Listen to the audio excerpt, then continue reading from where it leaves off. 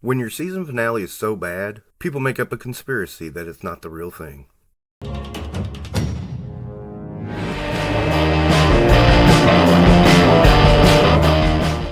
Hello everyone! I wanted to talk about Conformity Gate.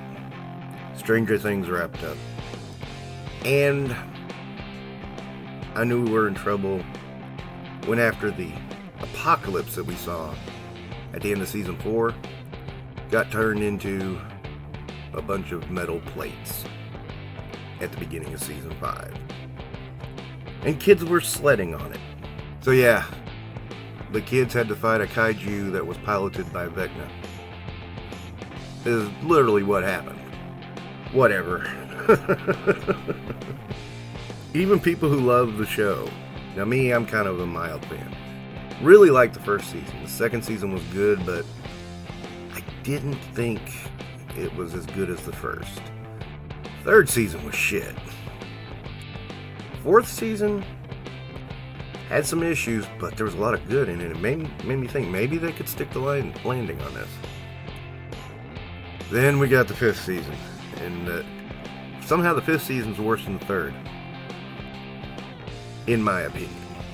Now I'm not going to break down the season and try to tell you everything that's wrong with it, because I don't want to be here all day. I did want to talk about this phenomenon.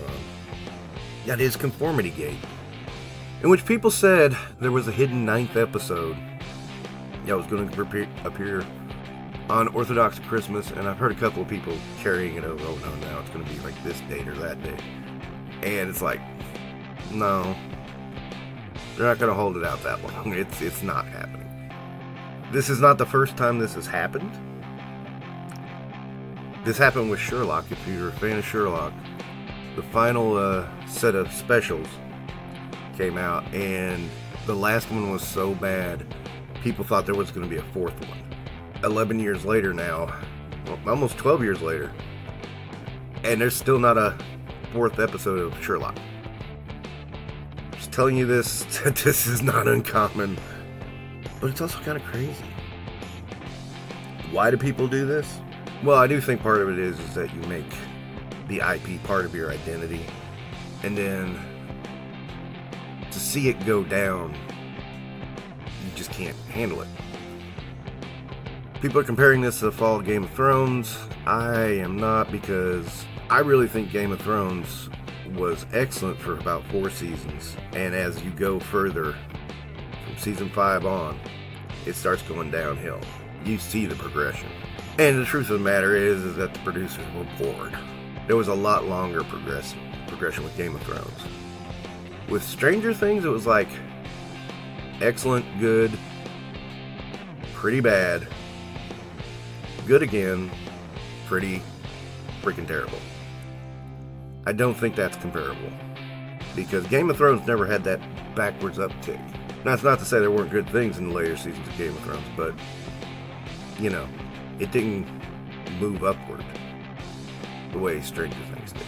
Because I really thought after season 4, they had got, whatever had gotten into season 3 had worked itself out, and maybe we were going to get a really good season 5. Not excellent, but good. No. We didn't get an excellent season 5. I mean, to the point that it felt like the season was referencing its own self. We are nostalgic for just a couple years ago. And hell, let's just face it, that's what's going on. They're getting people nostalgic for just a little over 6 years ago with the Avengers and Marvel. But this phenomenon is like, in some ways it's exhausting. Because I had hopes that Stranger Things, that would be the IP that sticks to landing. No. I had hopes, but that did not happen. But we watched everything go to hell. Star Wars, Marvel, DC.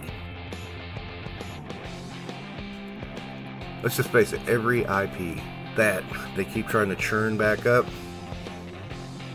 is just falling. You can only churn up so much nostalgia. And the problem is we are overwhelmed by it. But we're running out of it. Again, the Marvel example. They're getting all the old cast members back together. except for Scarlett Johansson, who some say is being sexist to her. I say it's that very, very loud proclamation that I'm never working with Marvel again, and that little lawsuit that she had. I think that's playing a part. In case you forgot, during lockdown, basically they put Black Widow movie on Disney Plus for the premium members, which estimated to have cost Scarlett Johansson millions of dollars in residuals. She got mad and sued Disney for it. Generally speaking, someone sues Disney, they don't work in that department again. Now, they'll work in Disney because Disney's too damn big. So yeah, she got work at Fox. But not for Marvel. And she said very loudly she's not going to work for Marvel. So don't expect her in Doomsday. But I'm getting off track. Hitting on Conformity Gate. It was really weird to watch people kind of develop this theory out of thin air. I mean, there were things they would point to and it'd just be like, you gotta be kidding me. Oh, look at the way the books are spelled out on the shelf, and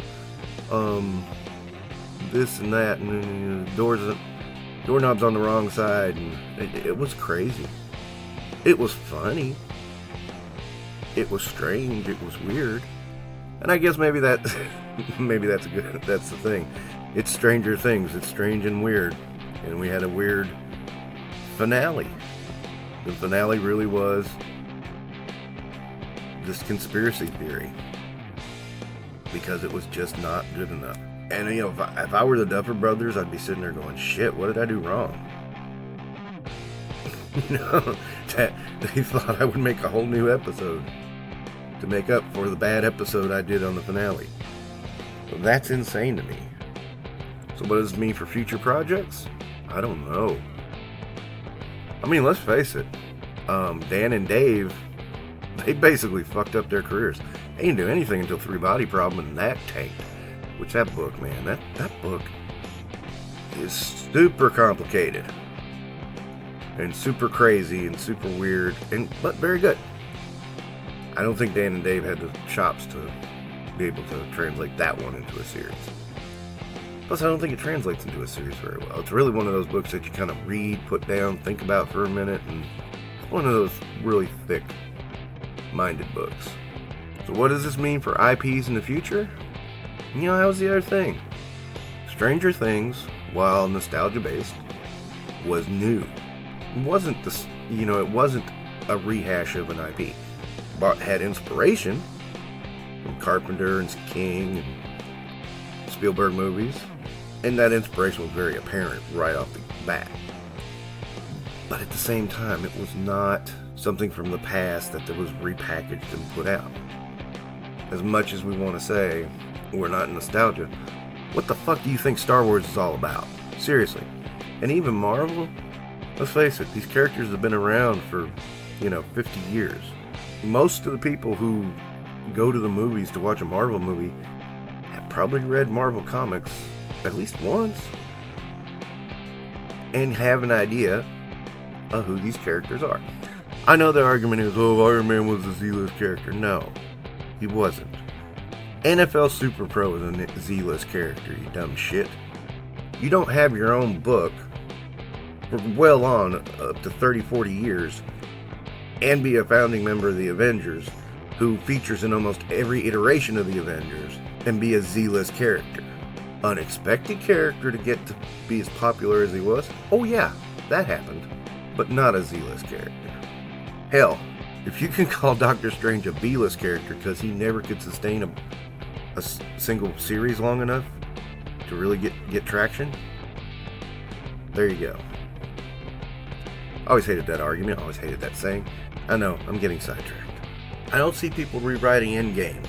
You don't see people trying to rewrite Phase 4 and 5 of the Marvel. They just go, fuck it. It's bad. Maybe that's what we should be doing. Just accepting that it's not as good as we think it is. Moving on from there.